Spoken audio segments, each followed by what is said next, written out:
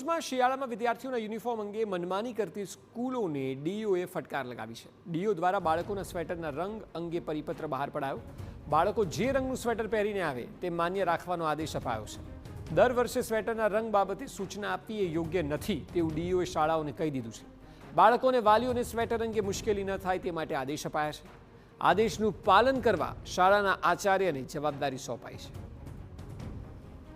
મહત્વનું છે કે શિયાળામાં શાળાઓ દ્વારા વિદ્યાર્થીઓને નિશ્ચિત રંગનું અને શાળાના લોગોવાળું સ્વેટર પહેરવા અંગે ફરજ પાડવામાં આવતી હોય છે, ત્યારે આખો મામલો વિદ્યાર્થી જે રંગનું સ્વેટર પહેરીને આવે તેને માન્ય રાખવા ડીઈઓએ પરિપત્ર જાહેર કરીને આદેશ આપી દીધો છે। કેટલીક શાળાઓ દ્વારા તેમના શાળામાં ભણતા વિદ્યાર્થીઓને પર્ટિક્યુલર કલરના અને પર્ટિક્યુલર શાળાના લોગોવાળા સ્વેટર ખરીદવાની ફરજ પડાઈ રહી છે। તો સરકારશ્રી તરફથી આવી કોઈ સૂચના શાળાઓને છે નહીં।